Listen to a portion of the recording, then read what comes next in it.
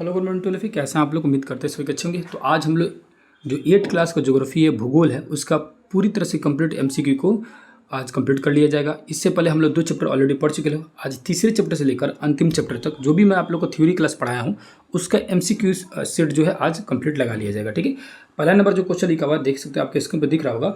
लिखा हुआ कि सतह के निकट स्थित खनिजों को किस प्रक्रिया द्वारा निकाला जाता है, यानी कि जो सतह पर हो, ऊपरी ऊपरी, तो ऊपरी ऊपरी निकाल रहे खनिज को तो आखनन कहा जाएगा। ठीक है, दूसरा लिखा हुआ है कि एक प्राकृतिक रूप में पाया जाने वाला पदार्थ जिनकी एक निश्चित रासायनिक संरचना होती है वो क्या कहलाता है भैया?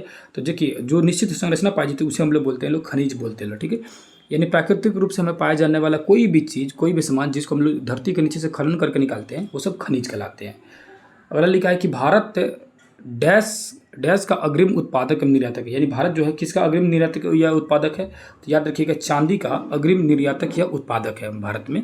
ठीक है, धातु खनिज किन शैलों में पाया जाता है, यानी धातु का खनिज जो होता है किस में पाया जाता है? तो जो धातु के खनिज है वो पाए जाएंगे आपको, है ना, अग्नेय चट्टानों में और आपके एकांतरित चट्टानों में पाए जाएंगे, यानी अग्नेय और रूपांतरित जिसको कहा जाता है।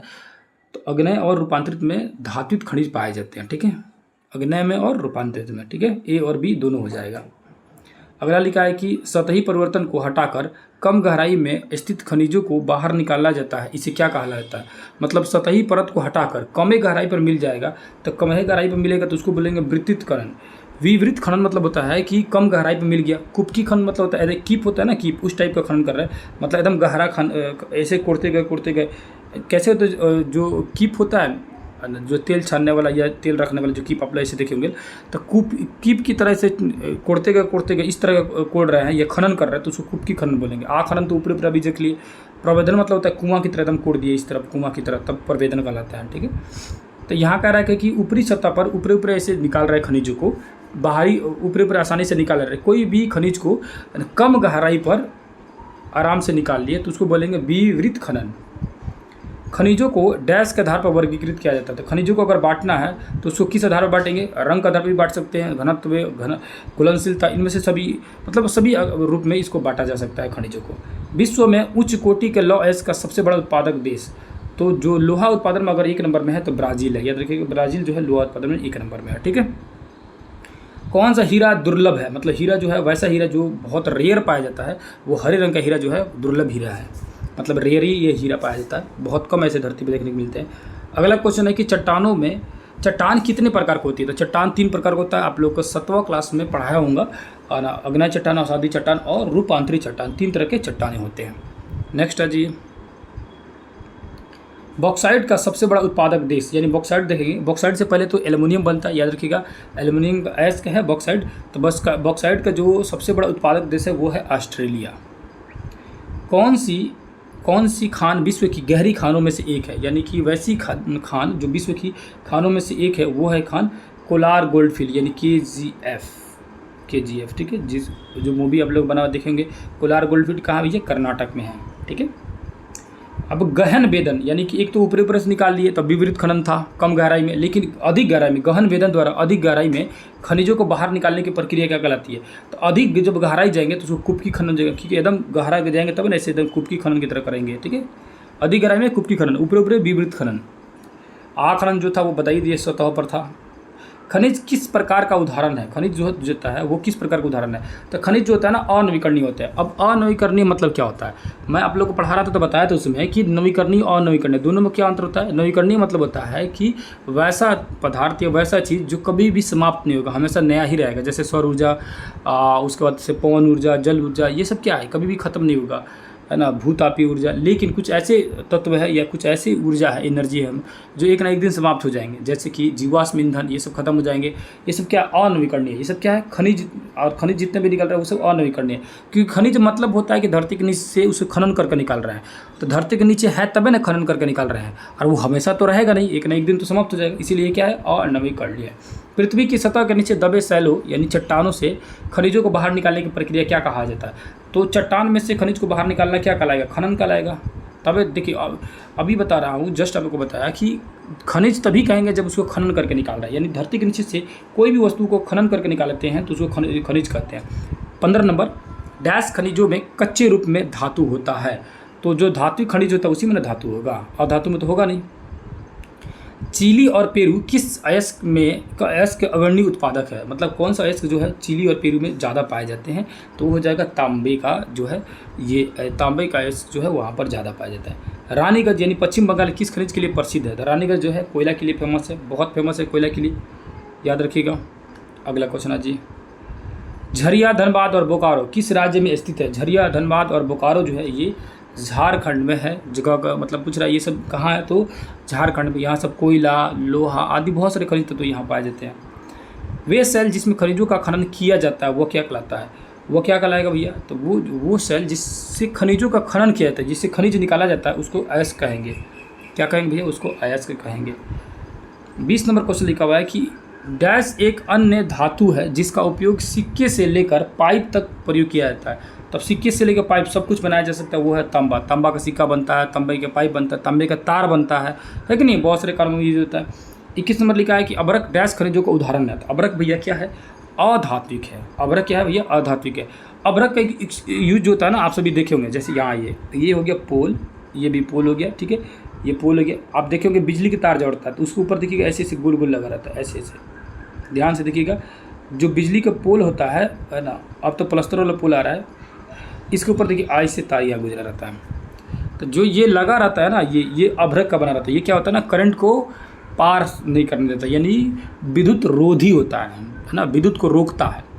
अभ्रक का उपयोग विद्युत को रोकने के लिए भी किया जाता है। अभ्रक का उपयोग आपका रंग में भी किया जाता है। अभ्रक सबसे ज़्यादा है ना वो कोडरमा में पाया जाता है, झारखंड का क्षेत्र है, ठीक है। सब चीज़ें डिटेल से पढ़ाएं आप लोग को। और बहुत जल्द ही कल हो सकता है कि हम लोग एनसीईआरटी के सीरीज शुरू कर देंगे लोग, एनसीईआरटी के, जिसमें 8th class 9th class 10th class history और ज्योग्राफी दोनों को ही पढ़ाऊंगा। साइंस भी इस बार लेके आने वाला हूँ, साइंस के एमसीक्यू लेके आना हूँ, बहुत जल्द एमसीक्यूज़ को तैयार कर रहा हूँ। एमसीक्यू 8th क्लास का 2-3 चैप्टर हो चुका है और आज 8th क्लास कंप्लीट शायद हो जाएगा, मतलब तैयार हो जाएगा, उसको पढ़ाना शुरू कर दूँगा, ठीक है। कोशिश कर रहा हूँ कि एमसीक्यू सीरीज आप लोगों को करा दूँ ताकि ज़्यादा से ज़्यादा क्वेश्चन को आप लोगों को समझ आ जाए। और किताबों से क्वेश्चन आए हैं, वो भी किताबों से आएंगे तो 8 नंबर का आप लोगों को फ़ायदा हो जाएगा, है कि नहीं है। तो आएगा, कंटिन्यू आएगा। आगे चलिए, जो एनसीईआरटी की सीरीज है ना वो जल्दी शुरू करेंगे, क्योंकि ऑफलाइन में क्लास अपना बंद किया हूँ लगभग 1 वीक के लिए, आप ही लोग के लिए लंबा छुट्टी किया हूँ। तो इस बीच में ज़्यादा से ज़्यादा क्लास लाऊंगा क्योंकि समय थोड़ा सा कम मिल रहा था। कोयला और पेट्रोलियम किस प्रकार की चट्टानें पाई जाती है, कोयला और पेट्रोलियम जो होता है ना किस प्रकार के चट्टान में पाया जाता है, मतलब कौन से ऐसी चट्टान है जिसमें कोयला और पेट्रोल दोनों पाया जाता है, तो ये हो जाएगा अवसादी चट्टान। अवसाद नाम से लग रहा है कि कचरा जमा होगा, अवसाद मतलब कचरा। तो कचरा, ये कचरा का मतलब क्या होता है ना कि कुछ ऐसे पदार्थ जिनसे बहुत सारी चीज़ें बनती हैं, जैसे कि धरती के नीचे कीचड़ के रूप में पेट्रोल रहता है, उसको निकाल के, पेट्रोल नहीं रहता, पेट्रोलियम पदार्थ रहता है। पेट्रोलियम पदार्थ और पेट्रोल दोनों में अंतर है। पेट्रोलियम पदार्थ से पेट्रोल, डीजल, केरोसिन बहुत सारी चीज़ें बनती हैं, ठीक है। तो ये अवसादी चट्टानों में पाए जाते हैं, ओके। अगला जी है ना, उसके बाद देखेंगे तो मैग्नीज। अगला क्वेश्चन लिख रहा है कि मैग्नीज डैश खनिजों का एक उदाहरण है। तो मैग्नीज जो है वो किस प्रकार की है, तो लॉ देखिए, जब पढ़ाए रहे थे तो आप लोगों को बताया गया था कि जो खनिज है उसको 2 भाग में बांटा गया, एक तो धात्विक, दूसरा अधात्विक। धात्विक को भी 2 भाग में बांटा गया, यानी अगर यह सिर्फ धा लिख देते और अधातु लिख देते, ठीक है। धात्विक भी 2 भाग में बांटा गया, तो लॉ और अलॉयुक्त, ठीक है। उसके बाद अधातु भी 2 भाग में बांटा गया, कार्बनिक और अकार्बनिक, है कि नहीं है। ये चीज़ें डिटेल से पढ़ाएं। तो पूछ रहा मैग्नीज किसके ग्रुप में रखिएगा, लौ खनिज में रखिएगा, है कि नहीं है। लोहा, मैग्नीज, टंगस्टन, ये सब क्या था, लौ खनिज था।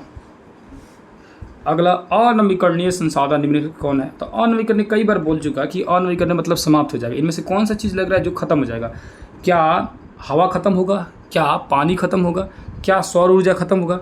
ये तीनों चीज़ों में से कौन खत्म हो जाएगा ना, तो आदमी खत्म हो जाएगा ना, खत्म हो जाएगा, है कि नहीं है। खनिज जो है ये खत्म हो सकता है क्योंकि खनिज धरती से निकाल रहे हैं। भारत के किस क्षेत्र में प्राकृतिक गैस संसाधन है, तो भारत के किस क्षेत्र में प्राकृतिक गैस संसाधन है, तो वो हो जाएगा जैसलमेर, कृष्णा गोदावरी डेल्टा, त्रिपुरा, इनमें से सभी हो जाएगा, सभी में पाया जा रहा है। पेट्रोलियम और इसमें होने वाले उत्पादों को क्या कहा जाता है, तो पेट्रोलियम और इस होने वाले उत्पादों को क्या कहेंगे भैया, तो काला सोना बोलेंगे। काला सोना किसको बोलते हैं, ठीक है। ये पेट्रोलियम और उससे जो भी पदार्थ बनता है, यानी पेट्रोल, डीजल, केरोसिन, जो भी चीज़ बनता है, इसको काला सोना बोला जाता है, ठीक है। आ गया जी। अगर इसमें इसी क्वेश्चन में अगर देखा जाए, सफ़ेद सोना किसे कहा जाता है, हरा सोना किसे कहा जाता है, तो किसे कहा जाएगा, सफ़ेद सोना कपास को कहा जाता है, हरा सोना चाय को भी कहा जा सकता है। यहाँ पूछ रहा है पेट्रोलियम पदार्थ, तो ये हो जाएगा काला सोना। 27 नंबर है, डैश एक या एक से अधिक खनिजों का समूहन है, तो एक या अधिक से खनिजों का समूह क्या है, तो शैल है, चट्टान है। हो गया। अगले चैप्टर में आते हैं। लो चौथा चैप्टर कृषि, इसको देखते हैं। लो पहला नंबर क्वेश्चन है, कृषक परिवार की आवश्यकताओं को पूरा करने के लिए कौन सी कृषि की जाती है। तो अगर अपनी खुद की आवश्यकताओं को पूरा करने के लिए मात्र खेती कर रहा है, यानी कि चुपचाप जिस तरह भी जीवन निर्वाह हो जाए उस हिसाब से खेती कर रहा है, तो उसको बोलेंगे निर्वाह कृषि। क्या बोलेंगे, निर्वाह कृषि। और वही वाणिज्यिक जो कृषि होता है ना, इसका मतलब होता है कि बहुत बड़े स्तर पर खेती कर रहे हैं, बिजनेस के लिए कर रहे हैं। मिश्रित कृषि मतलब मिक्स खेती होता है। अब भाई ये सेरीकल्चर किस प्रकार की कृषि है। कई बार बताऊं कि जैसे ही सेरीकल्चर आएगा तो सेरीकल्चर से याद रखिएगा शेरवानी। शेरवानी बनता है किससे, रेशम से। रेशम कहाँ से मिलेगा, रेशम के कीट से प्राप्त होता है। और वही मछली पालन कर रहा है तो मछली पालन क्या हो जाएगा आपका, मत्स्य पालन का हो जाएगा पीसी कल्चर। मसाला पीसना है मछली के लिए, ठीक है। अंगूर जो होता है बीटी कल्चर। आगे जी, वाणिज्यिक कृषि किसे कहते हैं। आगे क्वेश्चन, वाणिज्यिक कृषि जो होता है उसे कहेंगे जब फसल का उत्पादन एवं पशुपालन बाजार की बिक्री हेतु किया जाता है, यानी बड़े स्तर पर कर रहे हैं, बेचने के लिए कर रहे हैं, तब उसको क्या बोलेंगे, वाणिज्यिक कृषि कहेंगे। बीटी कल्चर अभी बताया कि अंगूर उत्पादन क्या कहलाएगा, बीटी कल्चर कहलाएगा। रेशम के कीड़ों को वाणिज्यिक पालन को क्या कहा जाता है। रेशम कीड़ा का पालिएगा तो उसको क्या कहेंगे, उसे कहेंगे रेशम उत्पादन या sericulture. Next PC culture, just बताया मसाला पीसना है किसके लिए भैया, मछली के लिए। मत्स्य पालन पीसी कल्चर। मत्स्य पालन का एक डैश गतिविधि है, तो क्या है भैया, तो एक ये प्राथमिक गतिविधि है। देखिए प्राथमिक गतिविधि द्वितीयक और तृतीयक ये दोनों में, या माध्यमिक और तृतीयक मतलब अंतर क्या होता है। प्राथमिक मतलब होता है कि डायरेक्ट वो चीज़ें मिल रही है तो उसको बोलेंगे प्राथमिक, ठीक है। उससे कुछ नया उत्पाद बनाया जाएगा तो वो हो जाएगा माध्यमिक, है ना। और उसको सर्व कोई कर रहा है यानी सेवा के रूप में उपयोग दे रहा है तो वो हो जाएगा तृतीयक, ठीक है। जैसे मान के चलिए फसल जो है प्राथमिक है, जैसे मान के चलिए गेहूँ का फसल है प्राथमिक, गेहूँ से आटा बन गया वो द्वितीयक हो गया यानी माध्यमिक हो गया, ठीक है। और कोई दुकानदार बेच रहा है आपके लिए सेवा प्रदान कर रहा है, आप जाएँ आसानी से खरीद कर ला के अपना यूज कर रहे हैं तो वो हो गया तृतीयक हो गया, ठीक है। अगला, भारत की कितनी प्रतिशत जनसंख्या जो है कृषि कार्य पर निर्भर है, तो वो है 2/3% जो है, लगभग 2/3 करेंगे परसेंटेज के हिसाब से, 100 से गुना लगाएंगे तो 66.समथिंग% हो जाएगा जो कि भारत के लोग हैं। वही बिहार का रहता है तो बिहार में लगभग जो है 80% लोग जो है कृषि कार्य में लगे हुए हैं। अगला क्वेश्चन है, स्थानांतरित कृषि किसे कहते हैं। देखिए स्थानांतरित मतलब होता है ना कि जगह बदल बदल खेती करना, एक जगह से दूसरे जगह जाकर खेती करना, यानी बार बार स्थान बदल बदल कर खेती करना, क्या कहलाता है, स्थानांतरित कृषि कहलाता है। नेक्स्ट है, मिट्टी पर खेती करने के लिए विज्ञान और कला को डैश के रूप में जाना जाता है। विज्ञान और कला को डैश के रूप में जाना जाता है भैया। तो मिट्टी पर खेती करने के विज्ञान और कला को क्या कहते हैं भैया, तो उसको कहते हैं कृषि। द्वितीय क्रिया कौन सी है, तो द्वितीय क्रिया में कौन हो जाएगा, तो इसमें कह रहा है कि इस्पात निर्माण, डबल रोटी, कपड़ा बनाना, ये सब क्या है, द्वितीय क्रिया हो जाता है। मिट्टी और जलवायु की अनुकूल स्थलाकृति डैश के लिए महत्वपूर्ण है, तो किसके लिए महत्वपूर्ण है, तो कृषि गतिविधि के लिए मिट्टी और जलवायु जरूरी है। विज्ञापन डैश गतिविधि का उदाहरण है, तो विज्ञापन तो वो तृतीयक क्षेत्र में जाएगा क्योंकि ये सेवा प्रदान कर रहा है, ठीक है, आपकी प्रचार कर रहा है तो वो हो जाएगा क्या, तृतीयक में हो जाएगा, ठीक है। नेक्स्ट है, चालवासी कृषि किसे कहते हैं। चालवासी अगर कृषि कहा जाए तो पशुओं को जलवायु में परिवर्तन के साथ एक जगह से दूसरी जगह लेके जाया जाता है ना, और ये चारों के तलाश में एक जगह घूमते रहते हैं, इसको चालवासी कहा जाता है। जैसे पहाड़ी क्षेत्र में क्या होता है ना कि जब मौसम बदलता है ना तो वो मौसम के हिसाब से अपना जगह चेंज करते रहते हैं, है ना, जिनको जगह बदलते रहते हैं और जगह बदल के अपना पशु चारण करते रहते हैं। पशु के चारा के उपयोग के लिए अलग अलग जगहों पर बदलते रहते हैं, इसे चलवासी कृषि भी कहा जाता है। उसके बाद है, श्रम एवं प्रौद्योगिकी के स्तर के आधार पर कृषि किस प्रकार होती है, तो यानी मशीन वगैरह मेहनत और मशीन दोनों लग गया ज़्यादा से ज़्यादा तो वो किस प्रकार खेती कहलाएगा, तो वो हो जाएगा खेती जो होता है ना, निर्वाह भी कृषि कर सकते हैं, वाणिज्य भी कृषि कर सकते हैं, यानी कि श्रम लगा, मेहनत लगा हो, मशीन लगा हो तो वो तो जीवन निर्वाह कृषि भी किया जा सकता है और आपका जो है वाणिज्यिक कृषि भी हो सकता है। अगला, वाणिज्यिक उपयोग के लिए सब्जियां, फूल, फल उगाने को डैश के रूप में जाना जाता है। किस रूप में जाना जाता है, तो उद्यान कृषि के रूप में जाना जाता है। उद्यान मतलब होता है कि मतलब उसका एकदम बगीचा लगा दिए हैं, है ना, फल फूल सब्जी का। हॉर्टिकल्चर किससे संबंधित है, तो हॉर्टिकल्चर जो संबंधित है वो है सब्जियों से। ह से हरियाली, हरी हरी सब्जियां हॉर्टिकल्चर कहलाएंगी।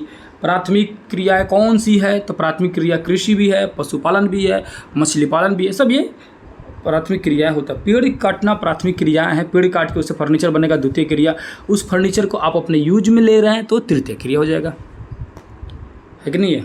चलिए, श्रम एवं प्रौद्योगिकी के स्तर पर आधार पर कृषि कितने प्रकार बांटा गया है, तो श्रम मेहनत के आधार पर 2 प्रकार से कृषि को बांटा गया है। जैसे कि लघु कृषि, मतलब श्रम के आधार पर बांटेंगे ना, तो बृहद छोटे स्तर पर कृषि और बहुत बड़े स्तर पर कृषि हो सकता है। अगला अंगूर की खेती का अगला चाहता हूँ तो बीटी कल्चर बता दिए आप लोगों को। अब ध्यान से देखिए बीटी कल्चर को हिंदी में देखो क्या लिखा है, द्राक्षा कृषि। और एक बार क्वेश्चन एग्जाम में पूछा हुआ था कि अंगूर की खेती डैश के रूप में जानी जाती है, और उसमें कहीं भी नहीं दिया था कि बीटी कल्चर, लिख दिया था हिंदी में क्या, द्राक्षा कृषि है। ठीक है, इंग्लिश में भले आंसर दिया हुआ था, मिल जा रहा था, लेकिन हिंदी में नहीं समझ आ रहा था। इस्पात का निर्माण डैश गतिविधि पर निर्भर करता है। तो इस्पात का निर्माण जो है ना वो माध्यमिक है, क्योंकि हमें इस्पात जो है, इस्पात मतलब होता है स्टील, स्टील हमें डायरेक्ट नहीं मिलता है, लोहा को ही स्टील में कन्वर्ट किया जाता है कार्बन मिलाने के बाद, मैंगनीज मिलाने के बाद। अगला देखेंगे तो लिखा हुआ है कृषि कौन सी क्रिया है, कृषि कौन सी, और ये क्वेश्चन जो है पूछा हुआ था, कृषि कौन सी क्रिया है। तो कृषि भैया कौन सी क्रिया है, यहाँ देखिए क्वेश्चन, तो कृषि हो जाएगा प्राथमिक क्रिया, प्रथम क्रिया। ठीक है, और ये सेम टू सेम क्वेश्चन आया हुआ था एग्जाम में, आपके आया हुआ था कि कृषि जो है कौन सी क्रिया है। नेक्स्ट है जी, स्थानांतरित कृषि विश्व में विभिन्न भागों में किस नाम से जानी जाती है। बहुत इंपॉर्टेंट क्वेश्चन, और ये भी क्वेश्चन आया हुआ था आप लोग के बीपीएससी एग्जाम में। स्थानांतरित कृषि जो होता है ना, जिसको झूम कृषि बोलते हैं, जिसको कर्तन दहन कृषि बोलते हैं, है ना, जिसको स्थानांतरित कृषि भी कहा जाता है, ये कृषि जो है ना अलग अलग जगहों पर अलग अलग नामों से जाना जाता है। जैसे झूम कृषि या झूमिंग कृषि, इसको उत्तर पूर्वी भारत में कहा जाता है, बिल्कुल सही है, नॉर्थ ईस्ट वाला एरिया में। मिल्पा मैक्सिमम में, रोका ब्राज़ील में। सेम टू सेम यही क्वेश्चन उठा कर दिया हुआ था, टू कॉपी ऐसे ही, और ऑप्शन था इपिक में से सभी।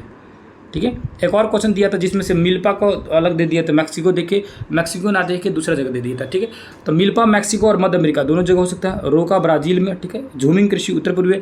उसके बाद है बहुत सारा है, खील हिमालयन क्षेत्र में, पामाडा भी है, उसके बाद से आपका जो है वालरे है, कुमारी है, बहुत सारी चीज़ बताए हैं कि ये सब झूम कृषि के नाम है, अलग अलग जगहों पर अलग अलग नाम इसका रखा जाता है। विशेष रूप में निर्मित तालाबों और पोखरा में मछली पालन को क्या कहा जाएगा, यानी मछली पालन मत्स्य पालन कहलाएगा। विशेष रूप से निर्मित, तो यही बात होगी मत्स्य पालन। जिस भूमि पर फसलों नहीं उगाई जाती उसे क्या कहेंगे, बंजर भूमि कहेंगे, परती भूमि कहेंगे, नहीं फसल नहीं उगा रहे हैं तो उसको परती भूमि कहेंगे, और ढेर दिन से पड़ रहा है जमीन खेती लायक नहीं है तब बंजर भूमि कहेंगे। ठीक है, तृतीय क्रिया कौन सी हो जाएगी, तृतीय क्रिया के अंदर आता है सेवा, है ना, जिस तरह का सेवा दे रहा है, जैसे व्यापारी आपको सेवा दे रहा है, बैंकिंग सेवा दे रहा है, बीमा सेवा दे रहा है, तो ये उपिक में से सभी हो जाएगा। उद्योग में आ जाइए, उद्योग वाले चैप्टर को देखते हैं। पहला क्वेश्चन लिखा हुआ है देश का पहला वस्त्र उद्योग कहाँ पर स्थापित हुआ था। तो वस्त्र उद्योग जो है मुंबई में 1854 में स्थापित हुआ था। वस्त्र निर्माण उद्योग में किसका प्रयोग किया जाता है। तो वस्त्र निर्माण उद्योग में कपास से भी बनता है, सूती कपड़ा, ऊन से भी बनता है, उलेन कपड़ा, सिल्क यानी रेशम का, सबका उपयोग किया जाता है। गलौर किस उद्योग के लिए प्रसिद्ध है। तो जो गलौर होता है ना, ये सूचना प्रौद्योगिकी के लिए फेमस रहता है गलौर। ठीक है, ढाका, मसूलीपट्टनम, कालीकट, सूरत किस उद्योग के लिए प्रसिद्ध है। ये सब किस लिए फेमस है भैया। तो ये सब फेमस है ढाका मलमल के लिए, मसूलीपट्टनम छेट के लिए, कालीकट कैलिको के लिए। कैलिको मतलब सूती कपड़ा का ही नाम था कैलिको। उपिक में से सभी हो जाएगा। 5 नंबर आ जाइए, 5 नंबर क्वेश्चन, भारत में पहला सफल आधुनिक वस्त्र मिल कहाँ पर लगी थी।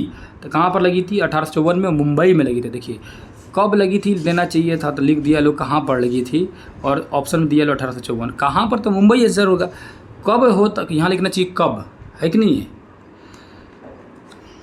खैर आप लोग उतना मैनेज तो कर ही लेंगे लोग। अगला जी, हरियाणा का कौन सा शहर साइबर सिटी कहलाता है। हरियाणा का जो गुरुग्राम है ये साइबर सिटी कहलाता है, लेकिन सिलिकॉन सिटी तो बेंगलुरु हो जाएगा। ठीक है, आ गया जी, तो ये साइबर सिटी है कौन, गुरुग्राम। अहमदाबाद कहाँ पर स्थित है। तो अहमदाबाद जो है गुजरात में है। वहीं अहमदाबाद में साबरमती नदी किनारे जो है गांधी जी जो है अपना आश्रम बनाए थे। डैश आधारित उद्योग प्राथमिक उद्योग है। तो प्राथमिक उद्योग पहली बात है कि कौन सा प्राथमिक उद्योग है जो खनिज एस्को का उपयोग कच्चे रूप में करते हैं। तो खनिज आधारित उद्योग है। अहमदाबाद में पहली सूती मिल, तो यानी मुंबई के बाद अहमदाबाद में देखेगा जाएगा तो 1859 में, 59 में, 54 में तो मुंबई में, उसके 59 में अहमदाबाद ये गुजरात में लगा। ओशाक किस देश का महत्वपूर्ण वस्त्र उद्योग है। तो ओशाक जो है ना ये है जापान का महत्वपूर्ण जो है वस्त्र उद्योग है ओशाक। ये सब एनसीईआरटी किताबों से और बिहार बोर्ड की किताबों से हूबहू बना हुआ है। आप सभी लोग पढ़े होंगे, हम जब पढ़ाए हैं तो आप सभी लोग को सीधे दिख रहा होगा इससे जो है ना, इसमें तो चीज़ें को थोड़ा सा ऑफलाइन के बच्चों ने बनाया था, थोड़ा सा लैंग्वेज ईजी हो गया है। इसको और भी वन लाइनर लेके आने वाला हूँ। एग्ज़ाम से पहले बहुत ख़तरनाक वन लाइनर लेके आऊँगा, बहुत वैसा मिलेगा ही नहीं, कहीं भी नहीं मिलेगा, बहुत ज़बरदस्त तरीके से पूरे इतिहास को, पूरे भूगोल को, 8, 9, 10 तीनों क्लास को, ठीक है। साइंस में बहुत सारी चीज़ें रहेगा, उसको इतना डीपली ला दूंगा, जैसे एक एक चैप्टर से हज़ार मतलब पूरे किताबों से हज़ार क्वेश्चन उसको वन लाइनर बनाऊंगा। चैप्टर वाइज लगभग 70 को, 80 को, 100 जितना बन जाए मैक्सिमम क्वेश्चन उसको बनाऊंगा, जैसे कि कुछ भी नहीं छोड़ना है ना। वो सारे चीज़ों को क्लियर करा रहा हूँ। अब बन रहा है, ऐसा नहीं है कि वो काम चालू हो चुका है, कार्य प्रगति पे है ना, वो चालू है आप लोग के लिए, वो आएगा। उससे पहले मैं बहुत सारे, क्योंकि थ्योरी क्लास ऑलमोस्ट सारी चीज़ें पढ़ा चुका हूँ। एनसीईआरटी सीरीज़ जो है बहुत जल्दी शुरू करूँगा, बहुत जल्दी आप लोगों को वो भी कंप्लीट हो जाएगा। वो ज़्यादा दिन तो लगेगा नहीं, 4-5 दिन में तो सारा एनसीईआरटी सीरीज ही खत्म हो जाएगा, ठीक है। उसके बाद से लास्ट समय तक आप लोगों को दिमाग में पूरी तरह से इतिहास, भूगोल, साइंस, करंट अफेयर और मैथ पूरी तरह से अपडेट कर देना है। अगला 11 नंबर है, अहमदाबाद गुजरात के किस नदी पर स्थित है? अहमदाबाद गुजरात के साबरमती नदी किनारे, जस्ट अभी बताया है। लूनी नदी तो ये राजस्थान की नदी है, एकमात्र नदी है जो ठीक ठाक मतलब बड़ी नदी है, जो अरावली नदी से निकलती है और कच्छ के रन में जाकर ख़त्म हो जाती है। कोसी नदी तो बिहार की शोक नदी है। गंगा नदी तो हमारी ना पवित्र नदी है ना। और इस गंगा नदी जो है 2525 किलोमीटर की दूरी तय करता है। और ये गंगा नदी जो है ये गंगोत्री से निकलता है, उत्तराखंड से, और उत्तराखंड, उत्तर प्रदेश, बिहार, पश्चिम बंगाल से होते हुए बंगाल की खाड़ी में जाके विलीन हो जाता है। और इस गंगा नदी बिहार से जब गुजरता है तो बिहार में कुल दूरी 445 किलोमीटर की दूरी तय करता है। बहुत सारी चीज़ें। कोसी के बारे में बताया है, ये सप्त कोसी की पहाड़ियों से निकलता है। कोसी नदी जो कि जगह है नेपाल के हनुमानगढ़, वहाँ से निकलता है, प्रवेश करता है बिहार में जो सुपौल जिला है वहाँ से प्रवेश करता है, और नीचे आते हुए कुर्सेला एक जगह है वहाँ से गंगा नदी में प्रवेश कर जाता है कोसी। कोसी में आकर 2 नदियाँ और मिलती है, बागमती और कमला। ये दोनों नदी मिलकर बहुत भयानक बाढ़ लाती है, जिसके कारण कोसी नदी को बिहार का शोक कहा जाता है। 2 नहीं 3 नदी हो गई, एक तो कमला, बागमती और कोसी, ठीक है। ये तीनों मिलकर भयानक बाढ़ लाता है, तो इसको बिहार का शोक नदी भी कहा जाता है। बहुत सारी चीज़ें बताया हूँ, है ना। आगे जी, कौन सा उद्योग विश्व के प्राचीनतम उद्योगों में से एक है?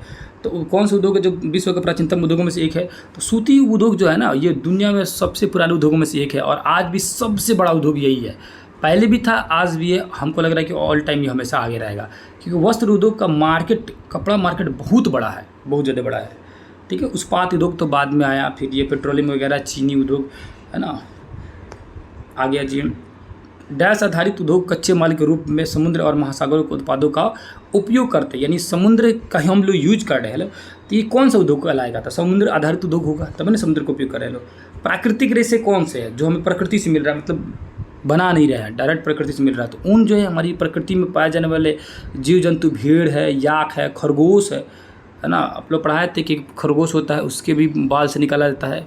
आप लोग की किताब में ज्योग्राफी के साइड में से दिया हुआ था खरगोश के बारे में, ठीक है। एक बकरी है, लद्दाख साइड में पश्मीना बकरी है कि नहीं। तो इस सब चीज़ों को इंपॉर्टेंट है, बहुत ही इंपॉर्टेंट, याद रखिएगा। सिल्क जो है ये भी रेशम को कीड़ा से प्राप्त होता है। इसकी भी कहानी बता चुके हैं आप लोगों को कि चाइना की जो रानी थी, चाय पी रही थी, बस उसी में जो सहतूत के पेड़ से जो कीड़ा गिरा ना, जो रेशम का कीड़ा गिरा, और वहीं से रेशम की जानकारी सब सारी प्राप्त हुई। कपास का तो आज से नहीं, ये क्या बोलते हैं उसको, सिंधु घाटी सभ्यता से ही देखते आ रहे हैं इसको, मतलब पढ़ते आ रहे हैं कि सिंधु घाटी सभ्यता से ही कपास का जो है खेती होता था। कपास का साक्ष्य भी मिला है सिंधु घाटी सभ्यता में।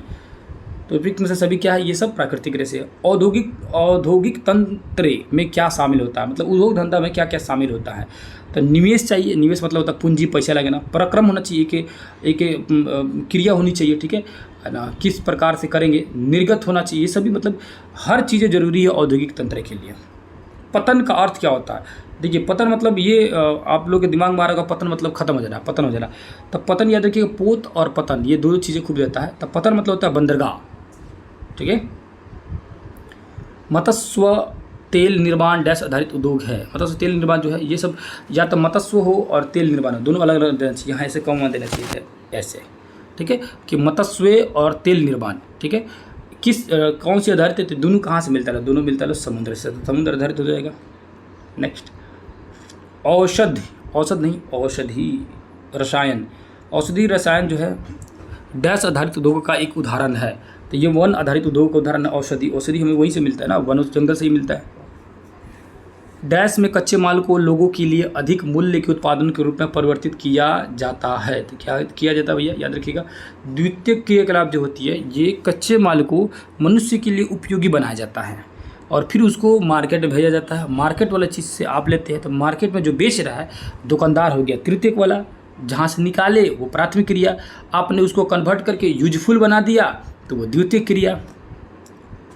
अगला, जापान का मैनचेस्टर जो है किस नाम से जाना जाता है, जापान का मैनचेस्टर के नाम से किसे जाना जाता है, यानी कि जो मैनचेस्टर जो जगह है ये तो इंग्लैंड में है। तो जापान का मैनचेस्टर किसे कहते हैं? देखिए, भारत का मैनचेस्टर तो अहमदाबाद को कहा जाता है, लेकिन कह रहा है जापान का मैनचेस्टर किसे कहा जाता है? तो जापान का मैनचेस्टर है ओशांग को कहा जाता है। क्योंकि ये सब क्यों कहा जा रहा है, वहाँ पर कपड़ा उद्योग ज़्यादा है ना।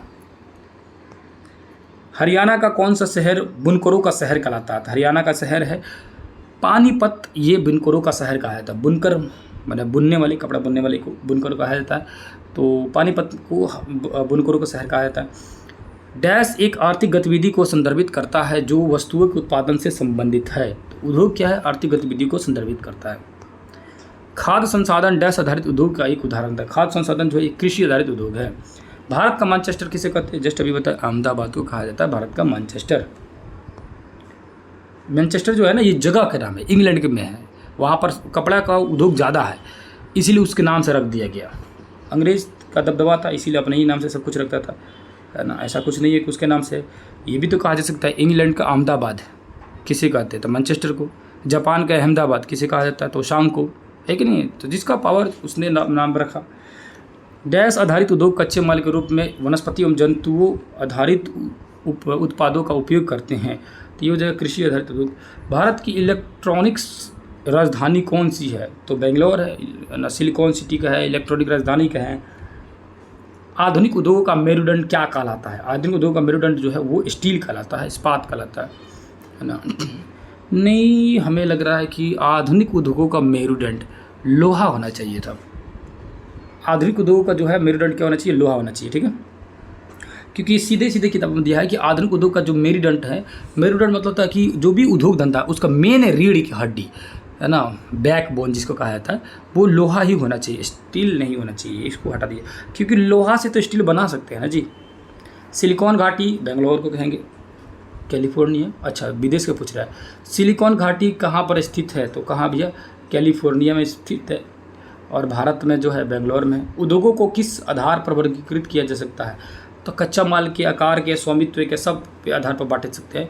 अब कच्चा माल तो मालूम है, कच्चे माल के आधार पर बांट सकते हैं। आकार मतलब साइज के हिसाब से। स्वामित्व मतलब होता है मालिक, जैसे किसी का उद्योग धंधा होगा, निजी होगा, कोई सरकारी होगा, कोई सहकारी होगा।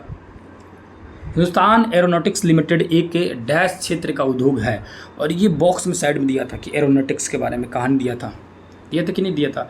ये क्या है? तो ये एक सार्वजनिक लिमिटेड कंपनी है, सार्वजनिक है। 6 नंबर ये चैप्टर देखते हैं मानव संसाधन। हालांकि ये चीज़ें जो है मानव संसाधन कर लेते हैं लोग, इसको भी थोड़ा बहुत कि 11th-12th में पूछ देता है ये टॉपिक। 6 to मतलब 1 to आप लोग का 10 तक मोस्टली कम चांस है कि पूछे, लेकिन 11th-12th में ये टॉपिक आता है। मानव संसाधन मंत्रालय का निर्माण लोगों का क्या बढ़ाने के लिए हुआ था? तो उनकी कौशल बढ़ाने के लिए, उनकी आयु, इच्छा, ये सब नहीं, कौशल बढ़ाने के लिए, स्किल बढ़ाने के लिए। मृत्यु दर किसे कहते हैं? मृत्यु दर कहेंगे उसको, वो 1000 जीवित व्यक्तियों पर कितना लोग मर गए, इसे मृत्यु दर कहेंगे। विश्वतीय वृद्धि किस दिशा में अधिक रहती है? तो विश्वतीय वृद्धि देखेंगे तो वो उत्तर दिशा में अधिक रहती है। प्राकृतिक वृद्धि दर क्या है? तो प्राकृतिक वृद्धि दर अगर देखा जाएगा तो जन्म दर और मृत्यु दर के बीच में अंतर निकालेंगे तो प्राकृतिक वृद्धि दर कहलाएगा। जनसंख्या घनत्व किसे कहते हैं? जनसंख्या घनत्व कहेंगे पृथ्वी पृष्ठ के एक इकाई क्षेत्र में रहने वाले लोगों की संख्या को जनसंख्या घनत्व कहते हैं। देखिए, एक जगह पर कितना लोग कोचा के रह रहा है उसी को वही कहलाता है जनसंख्या घनत्व। अब ढेर लोग रहेगा तो कहा जाएगा जनसंख्या घनत्व ज़्यादा है, और कम लोग रहेगा तो कहा जाएगा जनसंख्या घनत्व कम है।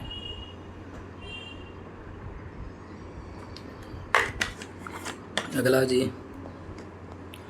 अप्रवास क्या है? अप्रवास मतलब होता है कि जब कोई व्यक्ति नए देश में आकर बसता है, तो नए देश में आकर बसता है तो अप्रवास कहलाता है। प्रवास मतलब देखिए, प्रवास का उल्टा अप्रवास। प्रवास मतलब जगह छोड़ के चला जाना, अप्रवास मतलब कि कोई यहाँ पे आके बस जाना। संपूर्ण विश्व का जनसंख्या घनत्व कितना है? पूरी दुनिया का जनसंख्या घनत्व देखेंगे तो वो 45 है, ठीक है, मतलब 45 लोग हैं प्रति वर्ग किलोमीटर के हिसाब से। जनसंख्या का सबसे अधिक घनत्व कहाँ पर है? तो सबसे ज़्यादा जनसंख्या अगर देखा जाएगा ना तो ये है दक्षिण मध्य एशिया में, दक्षिण मध्य एशिया में, मिडिल ईस्ट में, मिडिल ईस्ट नहीं ना, मिडिल वेस्ट में है, साउथ वेस्ट हो गया, मिडिल में, दक्षिण मध्य एशिया में। भारत में जीवन प्रत्याशा दर कितनी है? तो भारत में जीवन प्रत्याशा मतलब कितना मैक्सिमम औसतम लोग देखा जाए तो कितना दिन तक लोग जिंदा रहता है? तो 64 वर्ष तक। मानव संसाधन मंत्रालय का निर्माण कब हुआ था? मानव संसाधन मंत्रालय जो है ये 1985 में इसका निर्माण हुआ था। जनसंख्या में वितरण का प्रतिरूप कहते हैं। वितरण का प्रतिरूप जो है वो जिस तरह से लोग पृथ्वी की सतह पर फैले हुए हैं, ये जनसंख्या वितरण कहलाता है। जन्म दर किसे कहते हैं?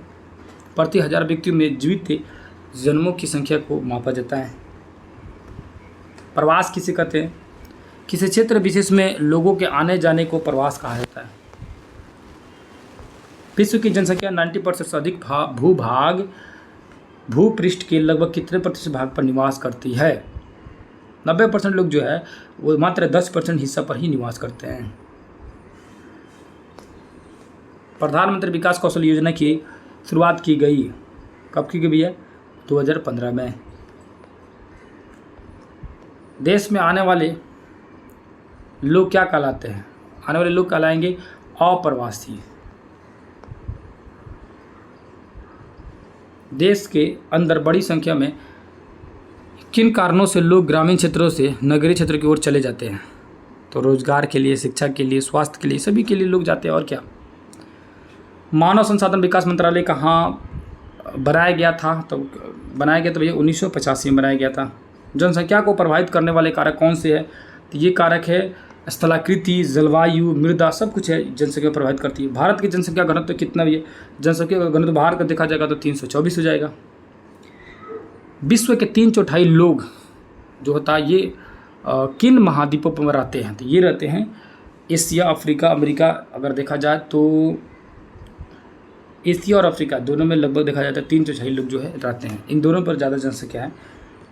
क्या अन्य संसाधनों की भांति मानव संसाधन विश्व के समान रूप में वितरित है? तो नहीं, समान रूप में तो नहीं है, क्योंकि हर जगह संसाधन एक ही जैसे थोड़ी पाया जाता है, अलग अलग है। भारत की जनसंख्या का औसत घनत्व है, जनसंख्या का औसत घनत्व भारत में देखा जाएगा तो भारत में है 382 जनसंख्या घनत्व। 24 नंबर क्वेश्चन लिखा हुआ है कि डैश सबसे अधिक आबादी वाला महाद्वीप है। तो सबसे अधिक आबादी वाला महाद्वीप जो है ये कौन सा है? तो भैया एशिया महाद्वीप जो सबसे अधिक आबादी है। देश छोड़ने वाले लोगों को क्या कहते हैं? देश छोड़ के जाएंगे तो उसको, देश छोड़ने वाले लोगों को कहा जाता है उत्प्रवासी, उठ के चले गए। जन्म दर मतलब क्या है कि जन्म दर क्या है? तो प्रति 1000 व्यक्तियों में जीवित जन्मों की संख्या, यानी 1000 व्यक्ति में जितना जीवित रहेगा वो जन्म दर कराएगा। संपूर्ण विश्व की जनसंख्या का औसत घनत्व डैश प्रति वर्ग किलोमीटर है। तो 51 व्यक्ति प्रति वर्ग किलोमीटर है।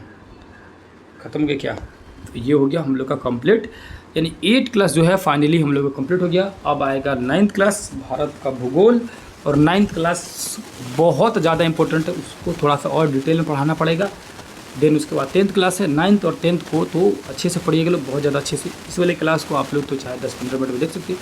आधे घंटे क्लास है, थोड़ा फास्ट मोड में चाहिएगा तो इसको तो 15-20 मिनट में देख लीजिएगा लोग, ठीक है।